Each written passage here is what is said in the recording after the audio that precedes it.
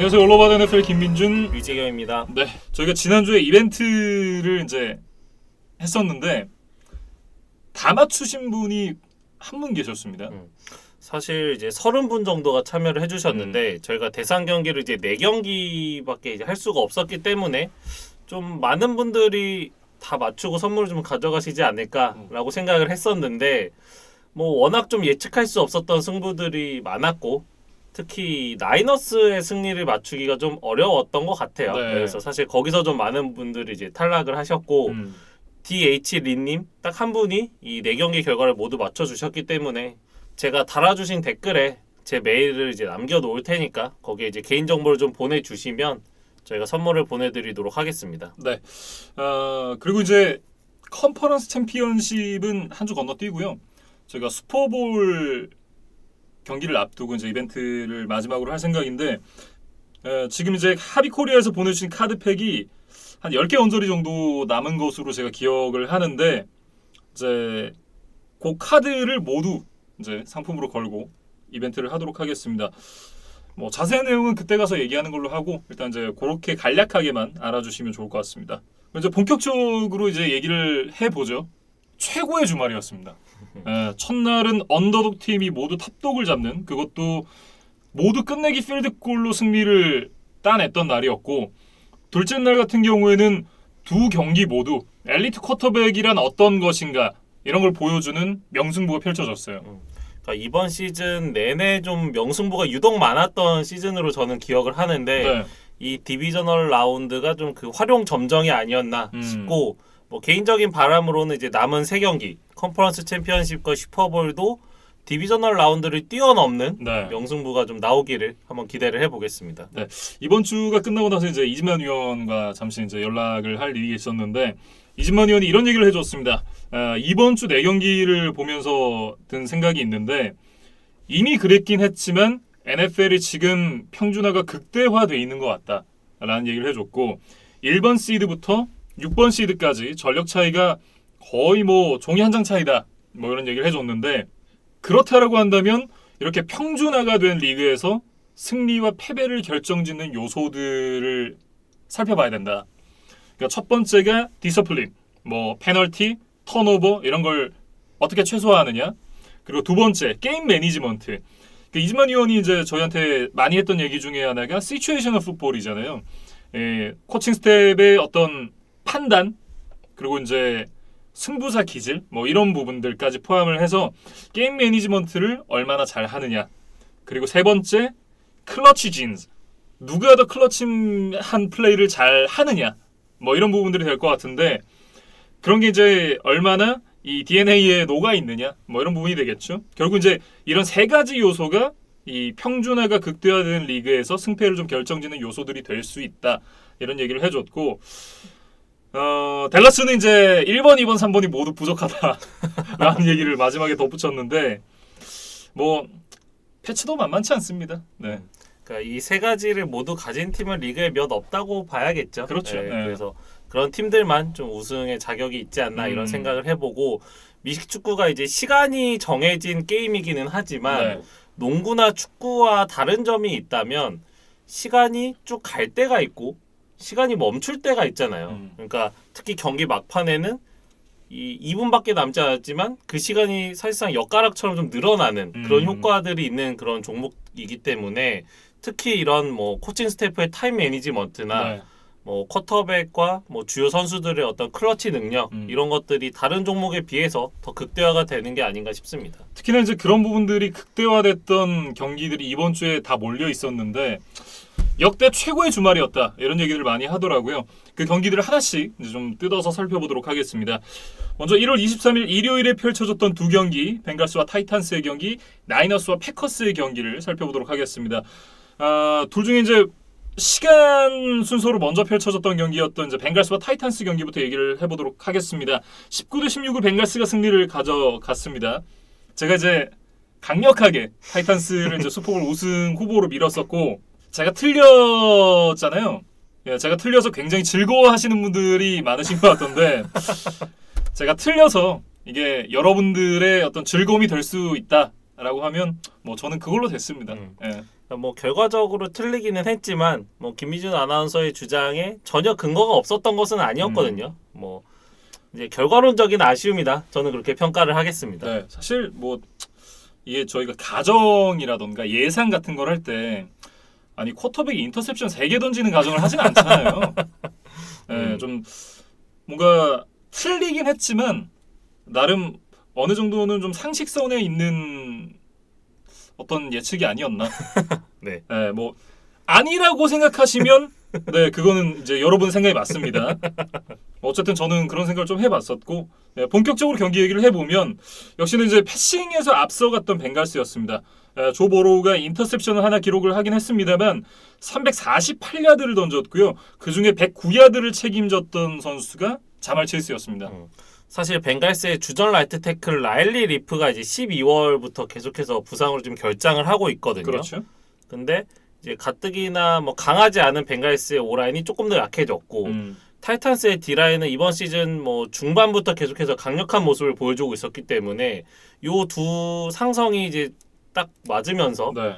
보로가 사실 9번이나 색을 당했어요. 그러면서 뭐 경기 내내 정말 어려움을 겪었지만 그래도 적어도 프레셔가 없는 상황에서만큼은 완벽한 모습을 보였다. 뭐 그렇게 저도 평가를 하고 싶고 조보로가 지금 커리어 첫 2년 안에 디비저널 라운드를 지금 통과를 했잖아요. 그렇죠. 근데 이게 역대 전체 1순위로 드래프트된 쿼터백 중에는 처음 있는 일이라고 해요. 네. 그러니까 뭐 우리가 당장 생각해봐도 떠오르는 뭐 앤드류 럭이나 페이튼 매닝 같은 선수들도 해내지 못했던 일이었다. 그렇죠. 뭐 캠 뉴튼도 있었고. 왜냐하면 전체 1순위로 픽이 됐다는 것 자체가 그 팀이 시궁창이었다라는 얘기잖아요.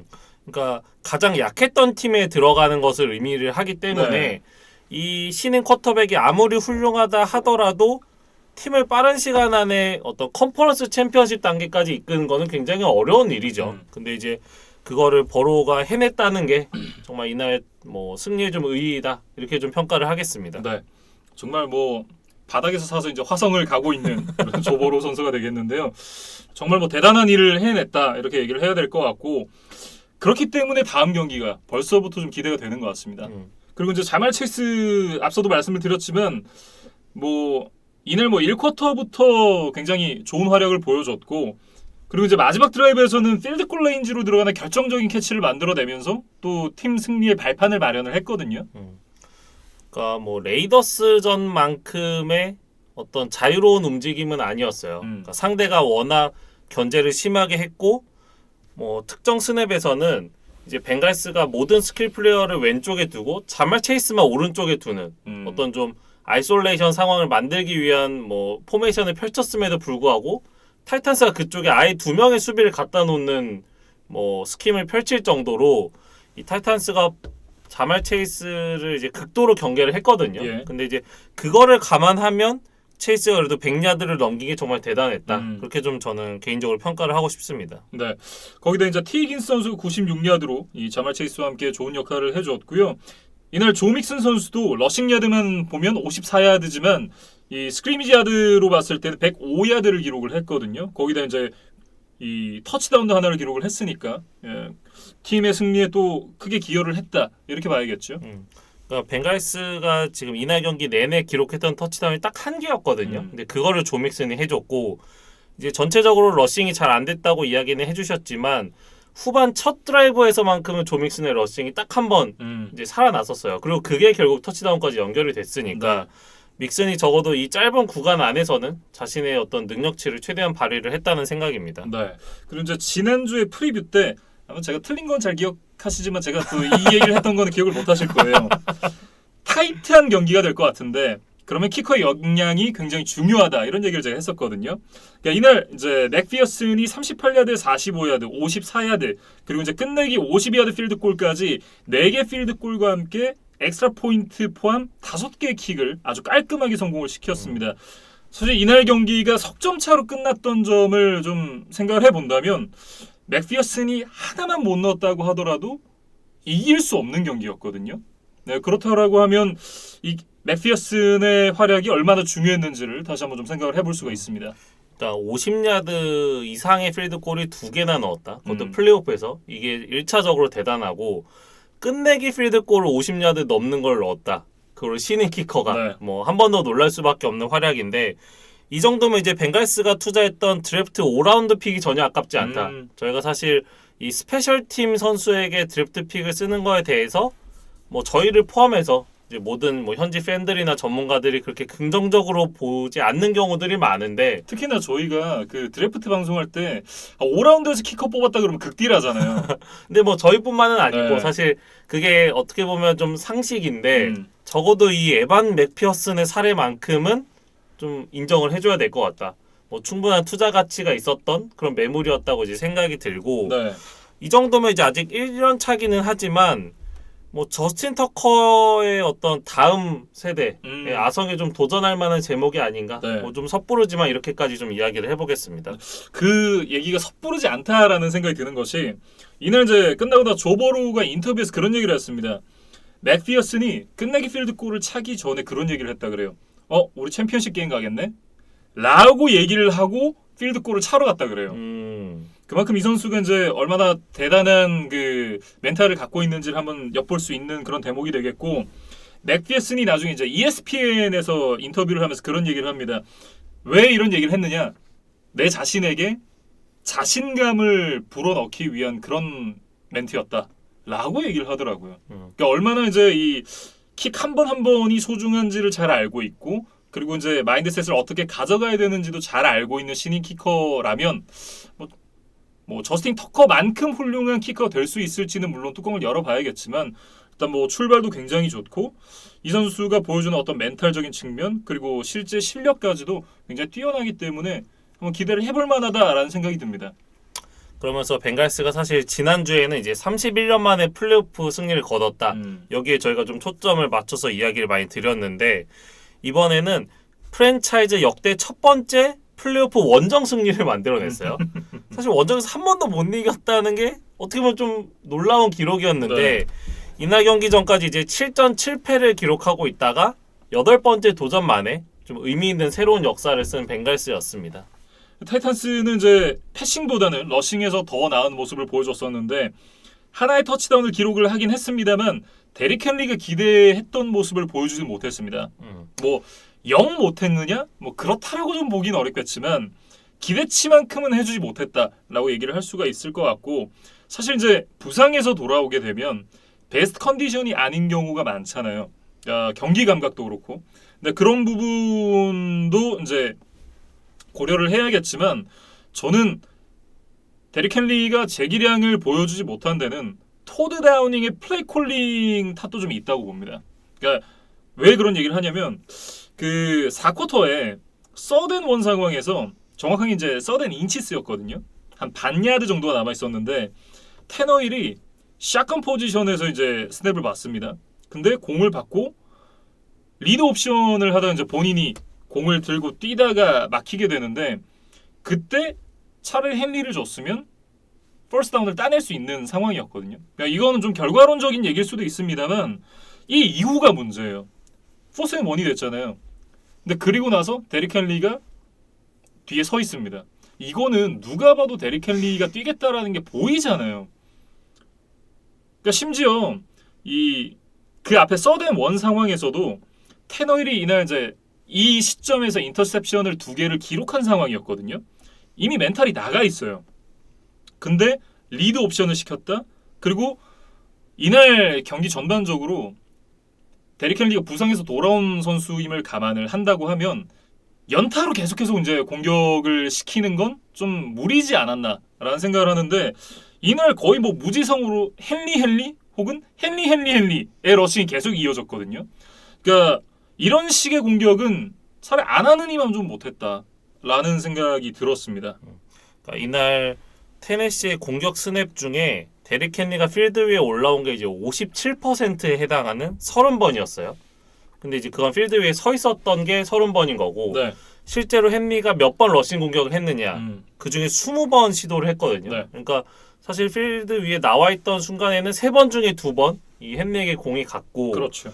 결과적으로 지금 터치다운이 하나 있기는 했지만 62 러싱 야드에 그쳤으니까 우리가 아는 헨리의 어떤 기대치에 충족하는 모습은 아니었고 그래서인지 몰라도 왠지 헨리의 표정도 약간 좀 지쳐 보인다, 음. 좀 힘들어 보인다는 느낌을 그냥 개인적으로 받았어요. 네. 뭐 이게 약간 결과론적인 이야기일 수도 있겠지만, 그래서 뭐 말씀해주신 이제 포스다운 상황에서 헨리가 또 그 미션을 성공해주지 못한 것도 좀 아쉬웠고, 결과적으로는 이제 돈타 포어맨에 대한 활용도를 결국 더 높이는 게 낫지 않았겠느냐라는 이야기를 이제 하고 싶은데, 헨리가 아까 20번에 62야드를 갔다고 말씀을 드렸는데 네.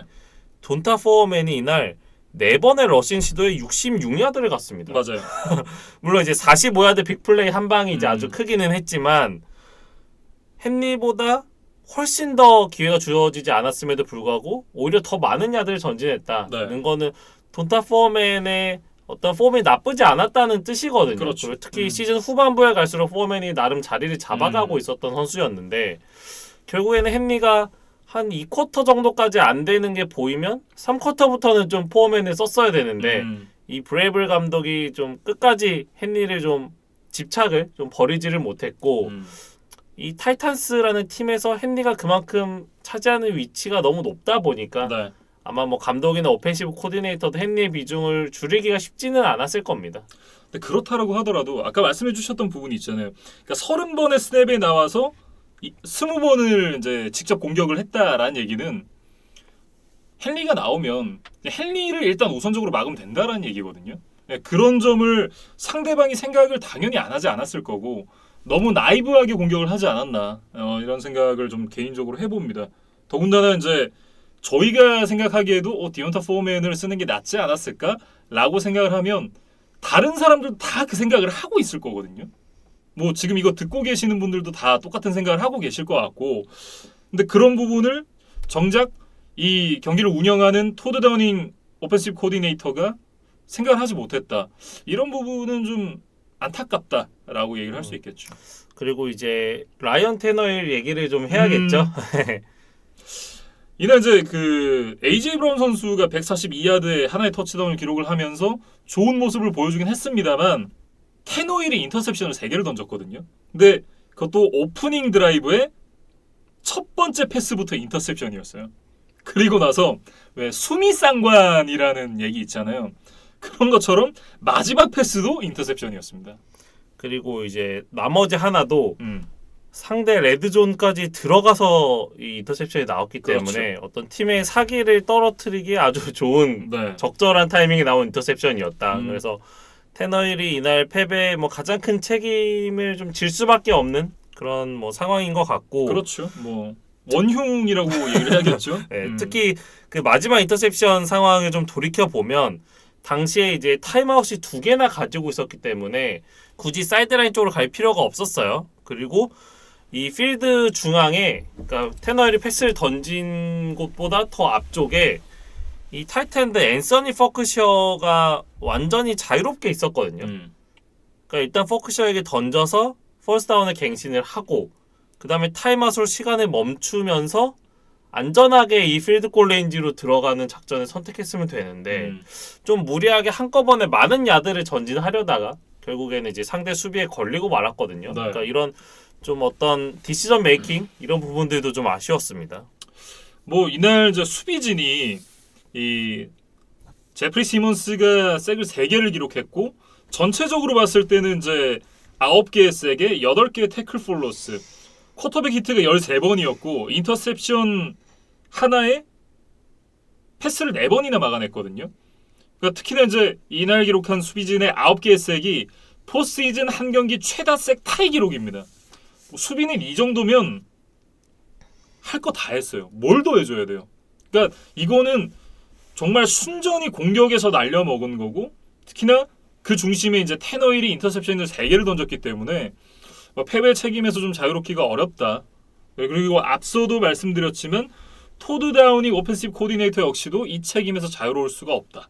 이런 생각이 좀 들고요. 그러니까 그 9개의 색 중에 무려 7개를 딱 포맨 러시 상황에서 만들어냈다고 해요. 그러니까 어떤 커버리지를 나름 단단하게 하면서도 이 버로우를 압박하는 데 성공했기 때문에 타이탄스가 지금 벵갈스를 19점으로 막은 것 자체는 수비에서는 승리를 거둔 거거든요. 그렇죠. 근데 결국 이 공격 쪽에서 해결을 해주질 못했던 게 이제 페인이었고, 그러면서 타이탄스가 지금 이번 시즌에도 1번 시드를 받았지만 디비저널 라운드에서 떨어졌잖아요. 네. 근데 이게 굉장히 원래는 좀 예외적인 상황이어야 되는데 타이탄스 한정으로는 좀 자주 보던 그림이었다. 사실 이 타이탄스가 이제 구단 역사에서 3번의 이제 AFC 1번 시드를 따낸 바 있었어요. 네. 근데 그 3번 모두 첫 경기에서 떨어지고 말았다. 앞선 2번은 레이븐스에게, 그리고 이날은 이제 벵갈스에게, 이 AFC 북부 지구의 팀들에게 이제 3번 다 당하면서 네. 1번 시드의 어떤 유리함을 전혀 살리지를 못했거든요. 그래서 타이탄스가 언제 다시 대권에 도전할지는 모르겠지만 이렇게 1번 시드를 따내면서 어드밴티지를 얻었을 때 그 기회를 살리질 못하면 이 타이탄스의 어떤 우승 가뭄도 계속해서 길어질 수밖에 없을 겁니다. 네. 이렇게 이제 벵갈스와 타이탄스의 경기 먼저 살펴봤고요. 다음 경기로 넘어가 보죠. 샌프란시스코 49너스와 그린베이 패커스 경기로 이어가 보겠습니다. 이 경기 이제 13대 10으로 나이너스가 승리를 가져갔는데 지난주 이제 칼 셰넌과 이 맷 라플러 이 두 사형제 간의 맞대결이다라고 말씀을 드렸는데 사형인 이제 칼 셰넌이 이겼습니다. 그러면서 패커스와 로저스가 플레이오프에서 이뮤나이즈드 됐습니다. 사실 이제 현지 전문가들의 예상으로는 이 그린베이가 가장 슈퍼볼 우승률이 높지 않겠느냐 이런 평가들이 많았거든요. 그렇죠. 근데 이제 첫 경기에서 떨어진 건 대이변이었고 앞선 테네시와 함께 그린베이까지 지금 1번 시드 팀들이 모두 떨어졌잖아요. 네. 이게 2010년 이후 처음 있는 일이라고 하더라고요. 아, 그렇죠. 네. 그 당시에 이제 뉴잉글랜드와 애틀랜타 이 두 팀이 이제 디비저널 라운드에서 떨어지면서 충격적인 결과가 한 번 있었는데 그 후로 지금 이제 11년 만에 이런 좀 역사가 반복이 되고 말았습니다. 네.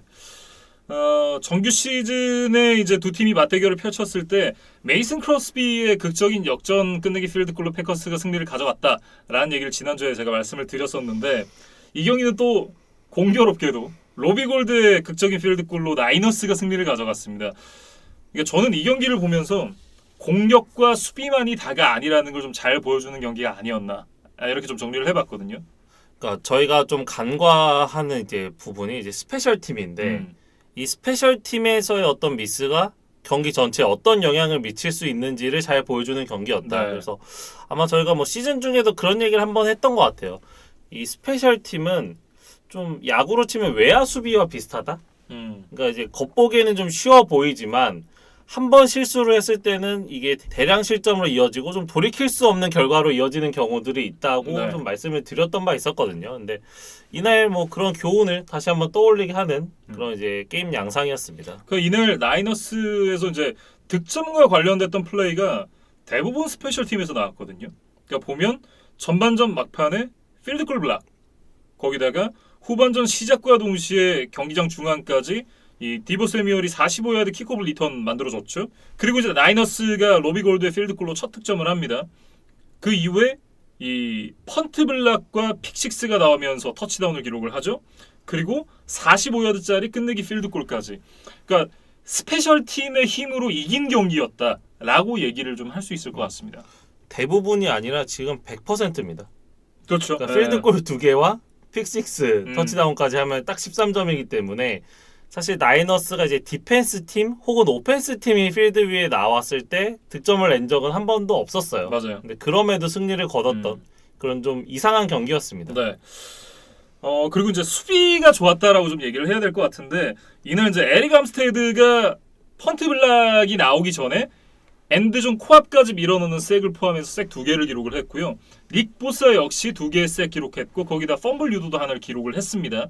그리고 이제 프레드 워너가 하나의 펌블 유도를 기록을 했는데 이게 펌블이 나오지 않았다라고 하면 뭐 최소한 필드골까지는 이어지지 않았을까 생각이 드는 드라이브였으니까 뭐 수비 역시도 굉장히 좋은 모습을 보여줬고 더군다나 그린베이 패커스가 화력이 굉장히 좋은 팀이잖아요.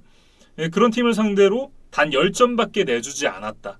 이건 굉장히 선방을 했다라고 얘기를 할 수가 있을 것 같고요.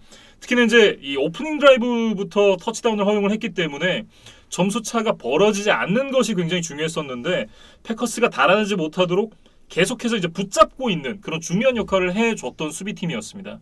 아마도 복귀할 것으로 좀 기대를 했었던 이제 패커스의 레프트 태클 데이비 박테레가 이날 나오지를 못했거든요. 결국에는. 근데 나이너스 이제 디펜시브 라인 선수들이 그 빈틈을 잘 노려서 이제 로저스를 압박을 하는데 성공을 했고 이날 이제 램보필드에서 펼쳐진 플레이오프 경기답게 엄청나게 추운 날씨 그리고 이제 후반부터는 눈이 내리는 어떤 아주 터프한 날씨에서 경기가 펼쳐졌어요. 맞아요. 근데 이게 물론 나이너스 뭐 가로폴로와 리시버들의 뭐 드랍을 여러 차례 뭐 유도하기도 하고 하면서 나이너스에게도 분명히 어려운 환경이기는 했지만 결과적으로는 이제 양팀 공격이 모두 지지부진한 흐름으로 흘러갔던 거. 네.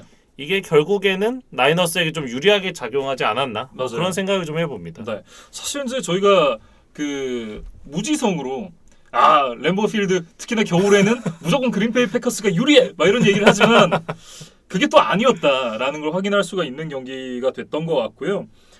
그리고 이제 가로폴로 얘기를 좀 해야겠죠. 그러니까 특히나 좋지 않은 날씨가 양팀 쿼터백에 영향을 끼쳤다라고 말씀을 해주셨는데 가로폴로가 몸 상태가 좋지 않잖아요. 그러니까 이날도 스탯 보면 19번 패스에 11번 성공, 131야드. 거기다 인터셉션이 하나가 있었으니까 정말 컨디션 좋지 않았고 날씨 영향도 많이 받았다라고 얘기를 해야 될 것 같고요.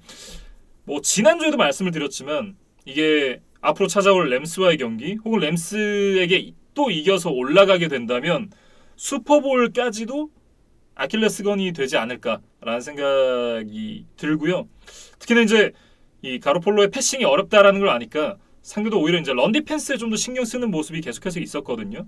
그러니까 이걸 다음 경기에서 어떻게 좀 풀어갈까가 나이너스의 관건이 되지 않을까 뭐 이런 생각도 좀 듭니다. 뭐 그 부분은 이제 프리뷰에서 한 번 더 뭐 이야기를 해보면 좋을 것 같고 네. 뭐 저는 이제 나이너스의 이제 디보 세뮤얼 이야기를 좀 하고 싶은데 뭐 앞서서 이제 좋은 킥오프 리턴으로 어떤 분위기 반전을 해준 점 뭐 그 점도 높이서 하고 싶지만 그 마지막 필드골 드라이브에서 그 필드골 레인지까지 전진을 해주는데 이 디보 세뮤얼의 어떤 결정적인 플레이가 있었어요. 네. 그래서 뭐 저는 이제 자신의 영혼을 갈아 넣었다 뭐 이렇게 좀 표현을 했는데 네. 정말 좀 의지와 정신력으로 사실 몸 상태가 썩 좋지 않았고 맞아요. 이 플레이 이후로는 좀 쩔뚝이면서 이제 필드를 떠나기는 했지만 네. 세뮤얼이 어떤 팀의 오펜스 넘버원 옵션으로서의 어떤 책임감을 다했던 모습이었다. 그런 점에서 좀 높게 평가를 하고 싶습니다. 네. 뭐 그 덕분에 이제 나이너스가 승리를 가져갈 수 있었다라고 말씀을 드려야 될 것 같고요. 패커스 얘기로 좀 넘어가 보죠. 패커스는 정말 패커스가 전형적으로 안 되는 날의 모습이었어요. 그러니까 에런 로저스의 고질병 있잖아요. 주는 놈한테만 준다. 이게 너무 심했던 경기였습니다. 이날 패스가 29개였는데 다반테 애덤스에게 가는 패스가 11번, 에런 존스에게 가는 패스가 10번이었습니다. 근데 이날 경기 전반적으로 애덤스한테 계속해서 더블 커버리지가 붙어 있었거든요. 그런데도 무지성으로 애덤스에게 계속 패스를 했어요. 그러니까 애덤스 의존도가 너무 높았고 그런 부분들이 경기 후반으로 갈수록 더욱더 심해졌다. 특히나 이제 마지막으로 갔을 때는 애덤스한테 더블 커버리지가 붙어 있고 다른 선수들이 오픈되는 찬스도 심심찮게 있었는데 오픈된 리시브 안 보고 계속해서 아담스한테 패스를 던졌단 말이에요. 연결되지 않고 뭐 그런 부분들이 결국은 어떤 자승자박이라고 해야 될까요? 에런 로저스의 애덤스 의존증 때문에 공격을 원활하게 풀어가지 못했다. 이렇게 정리를 해야 될 것 같습니다. 그러니까 뭐 에런 존스가 170 스크리미지 야드, 다반테 아담스가 90 리시빙 야드로 뭐 수치적으로는 아주 좋은 모습을 보여줬지만 그 외의 선수들이 모두 이제 뭐 사장이 됐다고 해야 될까요? 그렇죠. 그래서 이날 리시빙 야드 기록을 보면 에런 존스와 다반테 아담스 이외에 플러스 야드를 기록한 선수가 앨런 라자드의 6야드짜리 캐치 이거 딱 한 번이었어요. 네. 그러니까 이게 경기 내내 이 두 선수를 제외하고 세 번째 선수가 딱 한 개의 패스밖에 받지 못했다. 이거는 사실 뭐 정상적인 경기 운영이라고 볼 수가 없죠. 그래서 말씀해주신 대로 이제 마지막 드라이브 서드다운 상황에서도 필드 중앙에 열린 리시버가 있었는데 그 더 뒤에 있던 수비가 두 명이나 붙어있던 아담스에게 던지다가 결정적인 패스를 실패했던 것. 그렇죠. 이런 부분들이 분명히 좀 어떤 디시전 메이킹에서 이제 아쉬운 모습을 드러냈던 그런 장면이었습니다. 네. 패커스의 수비진 역시도 이제 앞서 말씀드렸던 나이너스의 수비진과 마찬가지로 좋은 모습을 보여줬어요. 4개, 3개, 태클 폴로스 8개, 쿼터백 히트가 7번이었고요. 나이너스의 어떤 그 공격팀이 만들어낸 점수, 뭐 필드골을 포함을 한다라고 치면 그래봐야 6점이거든요. 나이너스의 공격을 6점으로 막아냈다라는 점은 패커스의 수비 굉장히 좋았다. 이렇게 좀 평가를 할 수밖에 없을 것 같습니다. 결국에는 오펜스와 스페셜 팀이 좀 경기를 날렸다. 그렇게 음. 좀 봐야 될 것 같고 이날 경기까지 이제 로저스가 나이너스에게 패하면서 지금 포스트 시즌에서 4전 4패를 당하게 됐거든요. 네. 그러니까 어쩌면 지금 패커스에서의 마지막 경기였을지도 모르는 뭐 그런 게임이었는데 결국 홈팬들에게 좀 실망스러운 모습을 남긴 채 네. 이제 필드를 좀 쓸쓸히 떠날 수밖에 없었습니다. 이거 뭐 에런 로저스의 고향 사랑이다 이렇게 얘기를 해야겠죠. 네. 그래서 지금 이제 패커스의 오프 시즌 이야기를 좀 해보면 만약에 로저스가 떠나면 지금 FA가 되는 다반테 아담스도 팀에 남을 이유가 뭐 그렇게 있어 보이지는 않거든요. 그리고 지금 캡이 넘치는 상황입니다. 패커스가 내년 시즌의 캡이 이미 4,480만 달러를 넘친 상황이에요. 선수단 정리를 해야 되는 상황인데 에런 로저스 그런 얘기를 했습니다. 만약 내가 계속해서 뛴다면 나는 리빌딩의 한 부분이 되고 싶진 않다. 라고 얘기를 했습니다. 근데 지금 캡이 넘치고 패커스는 리빌딩을 해야 되는 상황이거든요. 뭐 사실 저는 이제 그린베이 패커스에서 선수 생활을 마감을 하는 것이 좀 아름답지 않겠냐라는 생각을 하긴 합니다만 지금 상황대로라면 에런 로저스가 남아있기가 쉽지는 않을 것 같아요. 그리고 말씀해주셨던 대로 다반테 애덤스 역시도 그렇게 된다면 남을 이유가 크게 있지 않아 보이거든요. 근데 많은 부분들이 얘기를 하는 것이 지금 프랜차이즈 태그를 붙이고 트레이드를 바로 하는 것이 그린베이 패커스 입장에서는 아마 최선이지 않겠느냐 뭐 이런 얘기들도 나오고 있고요.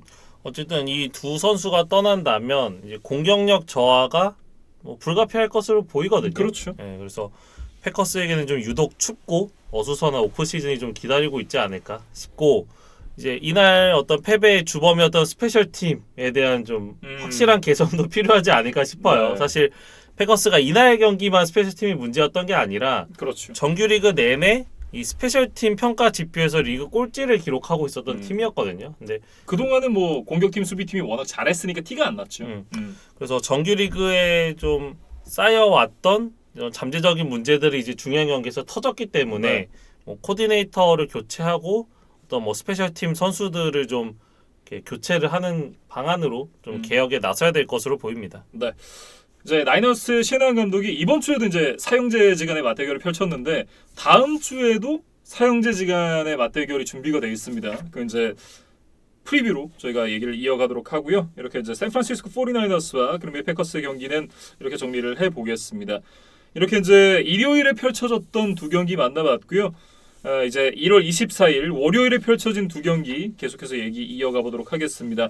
먼저 LA 램스와 템파베이 버커니어스의 경기를 이어가 보도록 하겠습니다.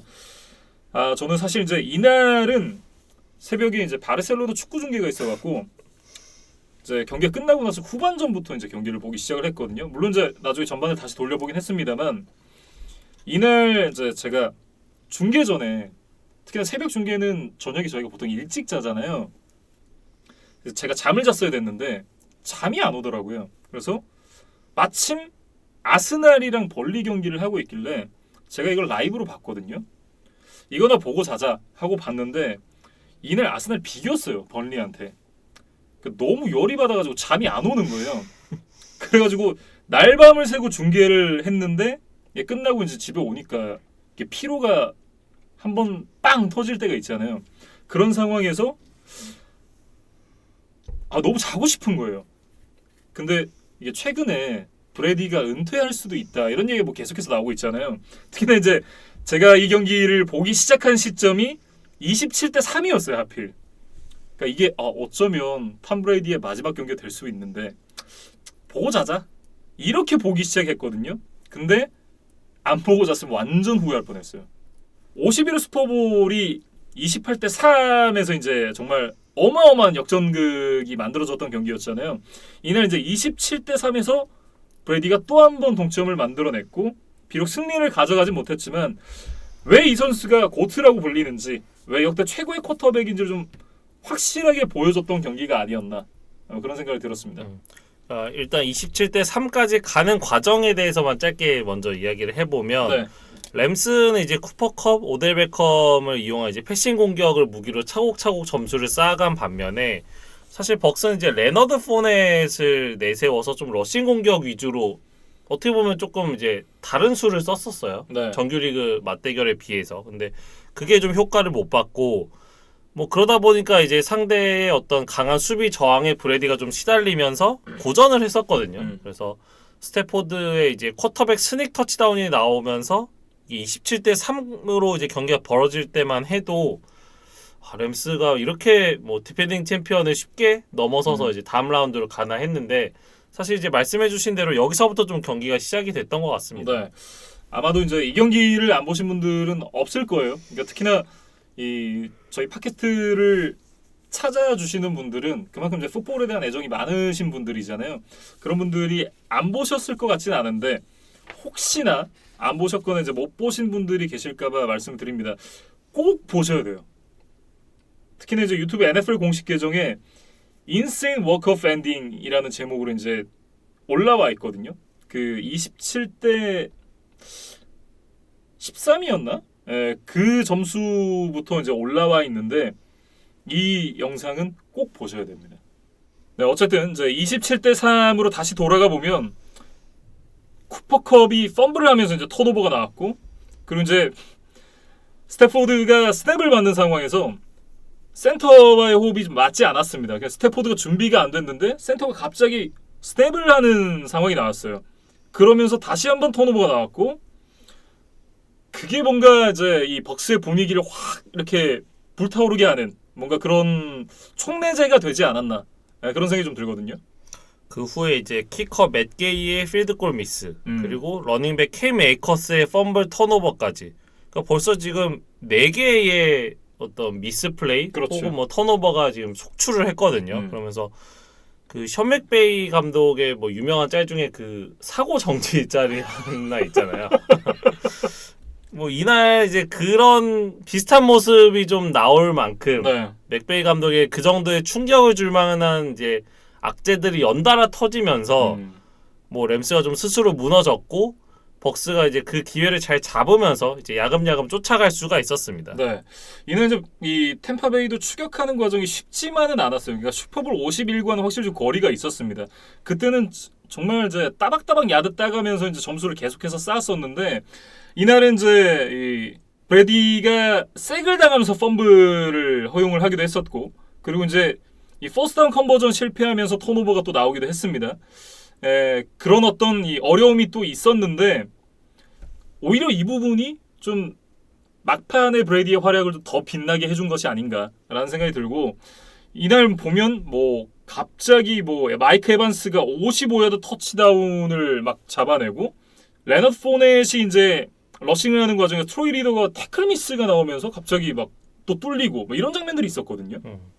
그래서 램스가 이제 앞서 언급했던 턴오버들 말고도 이게 정규 시즌이라면 절대 나오지 않았을 미스들. 특히 그 마이크 에반스에게 1대1에서 뚫린 선수가 젤런 램지였거든요. 맞아요. 그러니까 뭐 이런 리그 최고의 코너백도 좀 전체적으로 이제 분위기, 그러니까 경기장 분위기가 너무 벅스 쪽으로 훅 흘러가다 보니까 이 램스 선수들도 다소 위축되고 좀 발이 잘 안 떨어지고 뭐 그런 문제들이 있지 않았을까. 예, 그런 생각이 듭니다. 이제 그러면서 경기 종료 42초 전에 27대 27 동점이 됐어요. 네. 그래서 여기까지 오니까 그럼 이제 연장에 가서 벅스가 이기나 보다 슈퍼볼 50일이 되나 보다 했는데 사실 저희가 맨 처음에 말씀드렸듯이 램스가 이긴 경기입니다. 그렇죠.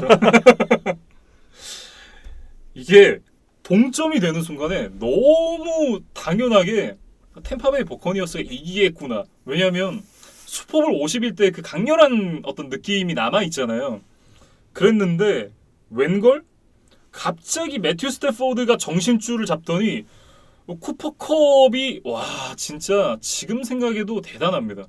사실 그 농구 만화 슬램덩크를 보면 북산과 능남의 이제 연습 경기가 초반에 있어요. 맞아요. 네, 근데 거기서 사실은 전력이 한참 뒤지던 북산이 후반에 생각보다 선전을 하면서 경기 종료 직전에 오히려 역전골을 넣거든요. 그렇죠. 그러면서 이제 북산 뭐 선수단이 이제 승리감에 좀 도취된 사이에 능남의 에이스 윤대현만이 그 찰나의 짧은 시간을 이용해서 역습을 만들어서 그 윤대엽의 아주 멋진 더블 클러치로 그 능남이 이제 갑분싸 승리를 가져가는 네. 이제 그런 에피소드가 나오는데 그게 이 상황이 굉장히 잘 들어맞는 게 이날 벅스도 동점 만들고 나서 되게 우리가 이겼다라는 느낌이었거든요. 근데 그 만화에서도 북산이 역전하고 나서 백코트를 안 해. 우리 이겼다고. 그 빈틈을 노렸던 게 윤대엽이었거든요. 그 빈틈을 노렸던 것이 매튜 스태포드 그리고 쿠퍼컵이었다. 이렇게 보면 좀 정확할 것 같습니다. 윤대엽이 쿠퍼컵이고 네. 그 윤대엽에게 패스를 던져준 선수가 매튜 스태포드였고 그다음에 이제 백코트를 안 한 북산 선수들이 이제 벅스의 세컨더리였다. 뭐 이렇게 좀 비유를 하면 어떨까 네. 싶습니다. 그래서 정말 이 스태포드와 쿠퍼컵 두 사람만이 이제 정신줄을 꽉 잡고 맞아요. 그 남은 40여 초를 아주 알차게 사용해서 끝내기 필드골 드라이브를 만들어냈는데 퍼스트 다운에선 사실 색을 당했지만 그때 이제 타임아웃이 하나 딱 있었기 때문에 그렇죠. 일단 시간을 멈출 수가 있었고 거기서 이제 전열을 재정비한 뒤에 사이드라인 쪽에 있던 쿠퍼컵에게 20야드 패스로 일단 미드필드까지 진출을 했고 어라?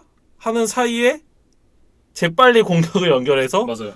44야드 뒷볼을 연결을 시켰습니다. 그러면서 이제 단숨에 이 맷 게이에게 아주 편안한 필드골 거리를 만들어줬거든요. 네. 그러면서 이 벅스의 수비진이 좀 분위기에 취하는 사이에 램스는 승리를 취했습니다. 네.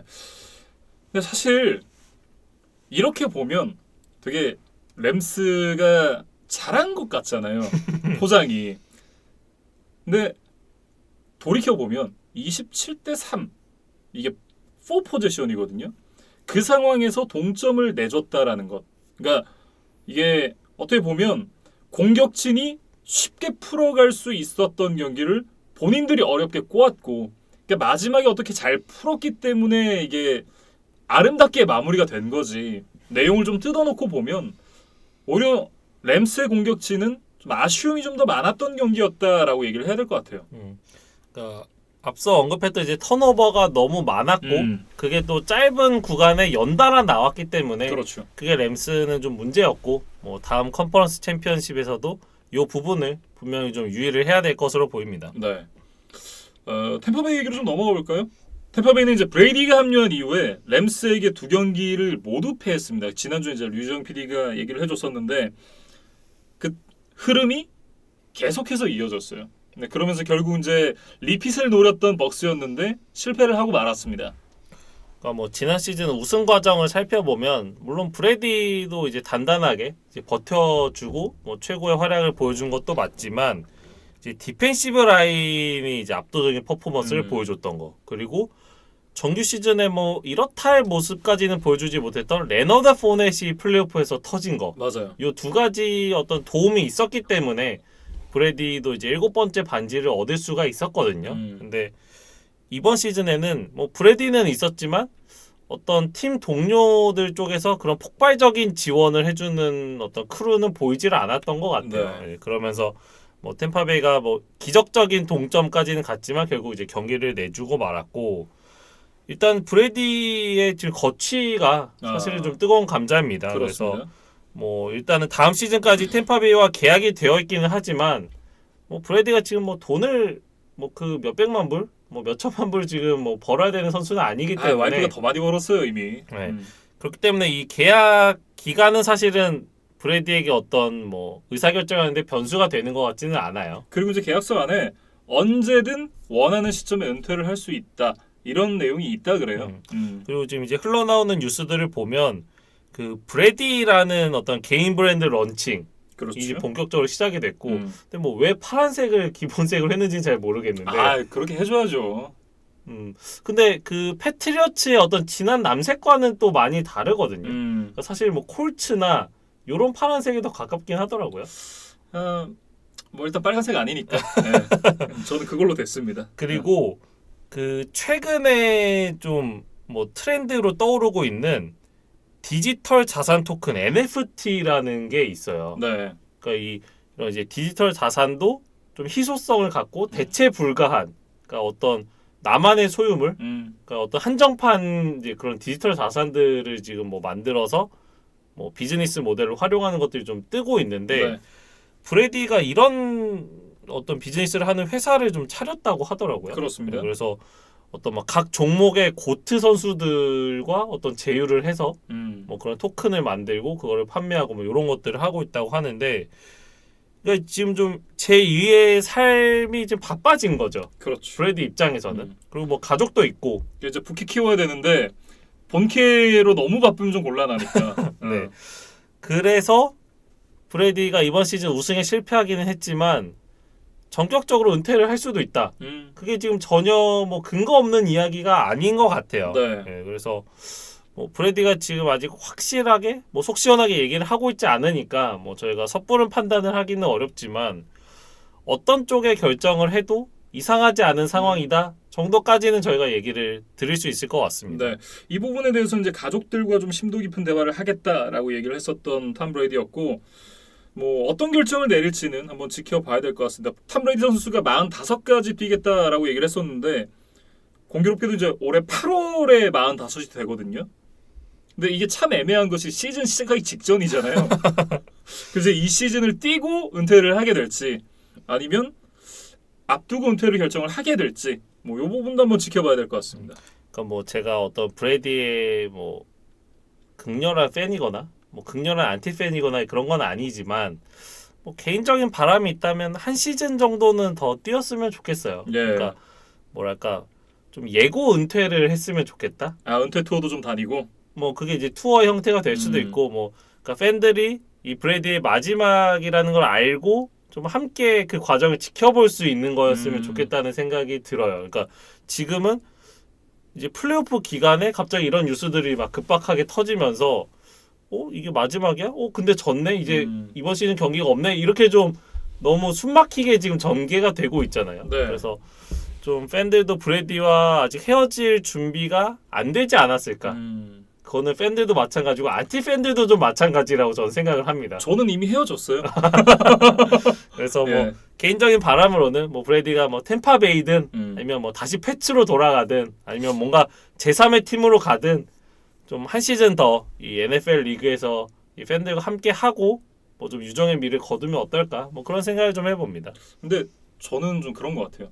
그러니까 이미 마지막이 27대 3에서 동점을 만들었잖아요. 패배를 했을지언정 이 이상의 퇴장이 있을 수가 있겠느냐. 우승이 아니라고 한다면.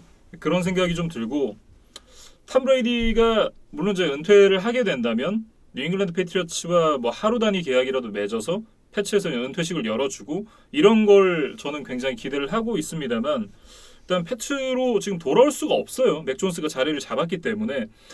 그리고 이미 벅스로 간 것도 되게 마음이 아팠는데 다른 팀으로 또 간다? 이건 정말 보고 싶지 않은 시나리오고요. 그리고 템파베이 버커니어스에서 한 시즌 더 뛰는 것도 저는 좀 바라진 않는 것 같아요. 그럼 은퇴를 해야 되는 건가요? 아, 근데 이렇게 잘하는 선수가 또 은퇴를 한다 그러면 그것도 리그로서는 너무 큰 손실이 아닌가라는 생각이 들기는 한데, 뭐 패츠 팬의 마음으로서는 다른 팀의 유니폼을 입고 뛰는 걸 별로 보고 싶지는 않습니다. 그래서 뭐 브래디가 어떤 결정을 할지 이게 또 오프 시즌의 좀 주요 뉴스가 되지 않을까 네. 뭐 그런 생각이 듭니다. 근데 그 부분은 이제 정확한 뉴스가 나오면 저희가 다시 정리를 해서 또 얘기를 해보도록 하겠습니다. 이렇게 이제 LA 램스와 템파베이 버커니어스의 경기 살펴봤고요. 다음은 이제 버팔로 빌스와 캔자스시티 칩스의 경기로 이어가겠습니다. 42대 36 칩스가 승리를 가져갔습니다. 저 이제 굉장히 피곤한 상태였다고 말씀을 드렸잖아요. 앞서 이제 그 램스와 벅스의 경기를 보고 뻗었거든요. 근데 일어나서 굉장히 후회했습니다.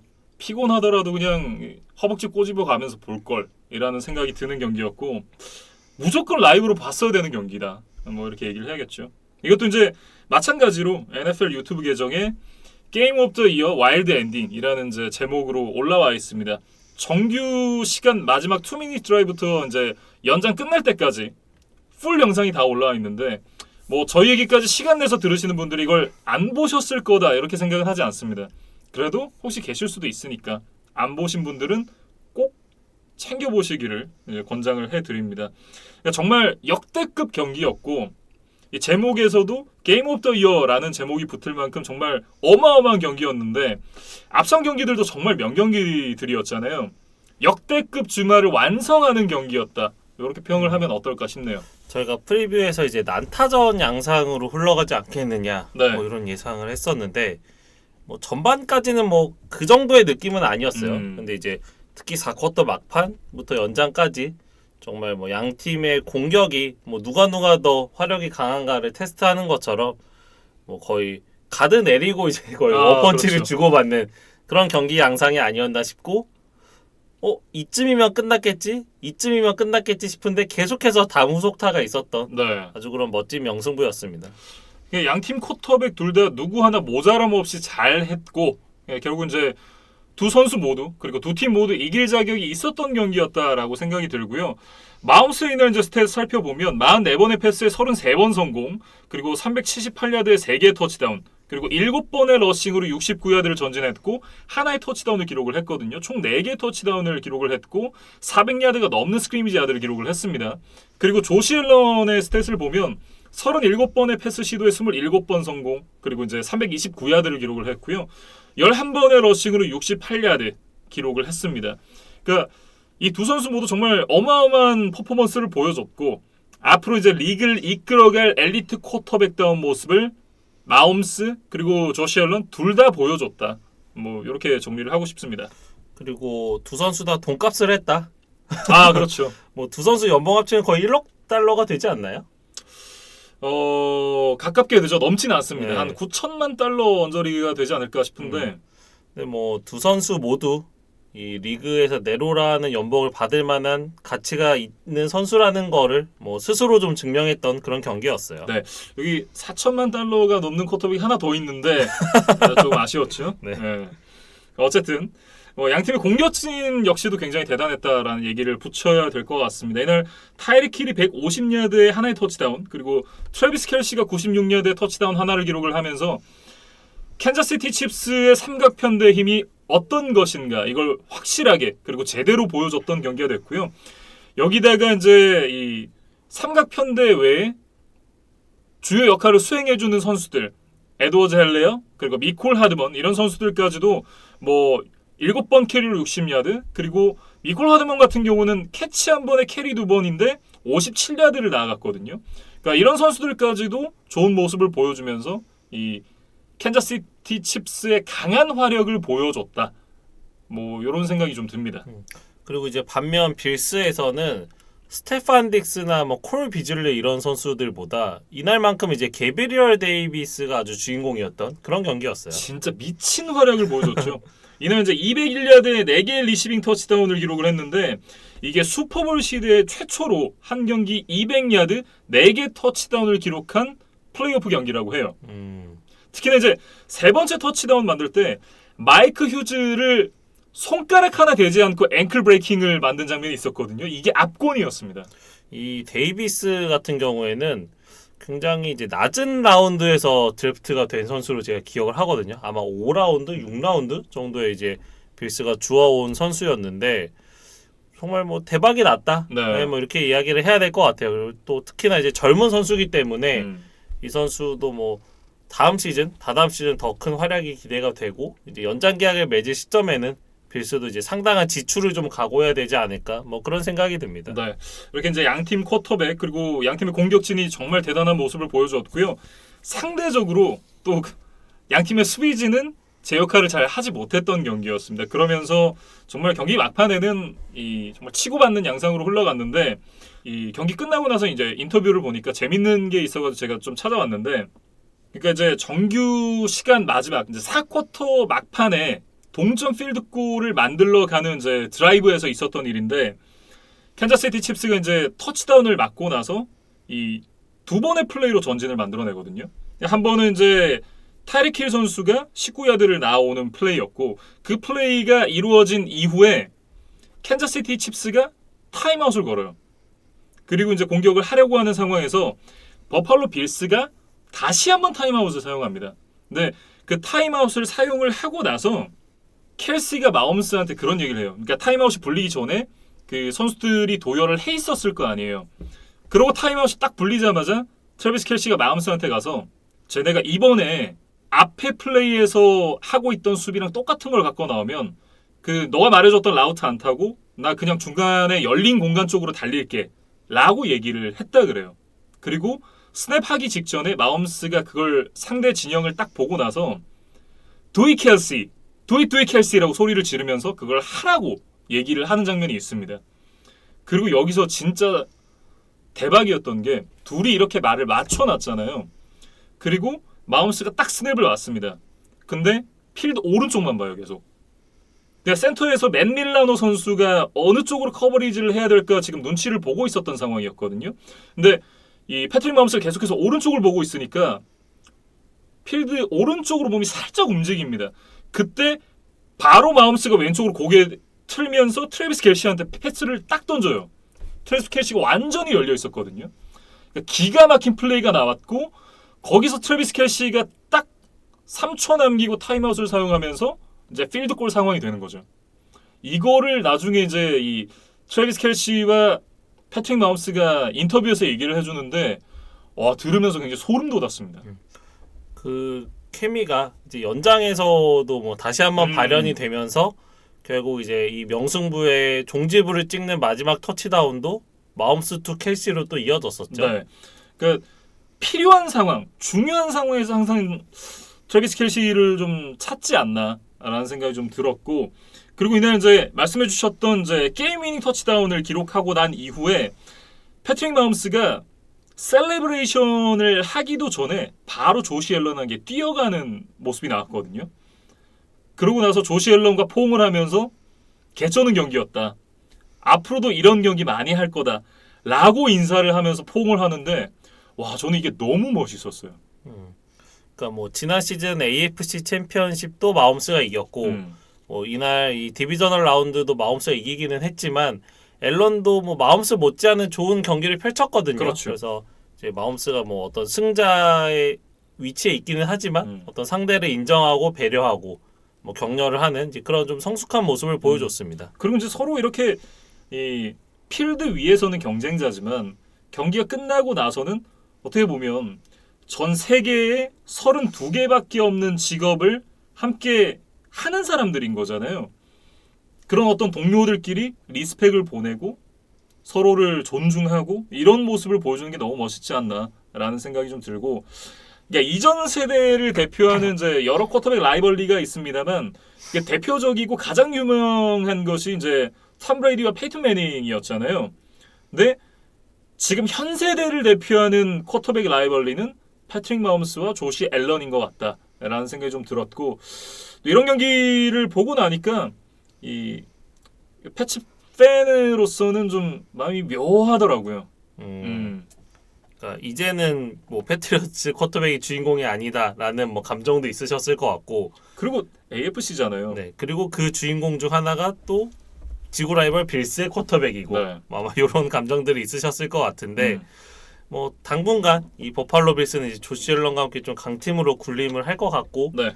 뭐 맥 존스가 있는 이제 패트리어츠도 비교 대상도 아니죠. 그 아성에 뭐 도전하기 위해서 뭐 나름 이제 노력을 할 것으로 보입니다. 그래서 빌스는 이제 결국에는 트레데비어스 화이트가 빠진 거 이게 좀 결정적이지 않았나 싶어요. 그래서 이 화이트가 힐을 어느 정도 조금만 제어를 해줬더라면 이 앨런의 어떤 미친 뭐 활약이 승리로 이어지지 않았을까 뭐 그런 생각을 좀 해봅니다. 저는 거기다가 연장 룰이 이 승리팀을 정하지 않았나라는 생각을 좀 하는데 두 팀 모두 먼저 선공을 잡았으면 이길 수 있는 팀이라는 생각이 들거든요. 그런 측면에서 코인 토스 한 번으로 이렇게 경기가 끝나버리는 어떤 룰은 개정이 필요하다라는 생각이 들고 두 팀 모두 이길 만한 경기를 했습니다. 그러니까 빌스가 만약에 코인 토스를 이겼으면 저는 빌스가 이겼을 거라고 봐요.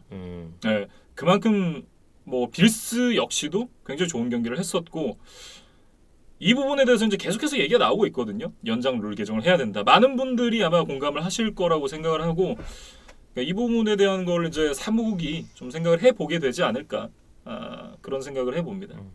네, 이렇게 이제 버팔로 빌스와 캔자스시티 칩스의 경기까지 4경기를 모두 살펴봤는데요. 정말 다시 돌이켜봐도 역대급 주말이었습니다. 저희가 4경기 리뷰를 하는데 상당한 시간을 소요를 한 것 같아요. 네. 그만큼 이야기거리도 많았고 좀 곱씹어 볼 만한 내용도 많았던 그런 디비저널 라운드가 이제 끝났습니다. 네, 저희는 이제 컨퍼런스 챔피언십 두 경기에 대한 프리뷰로 이어가 보도록 하겠습니다.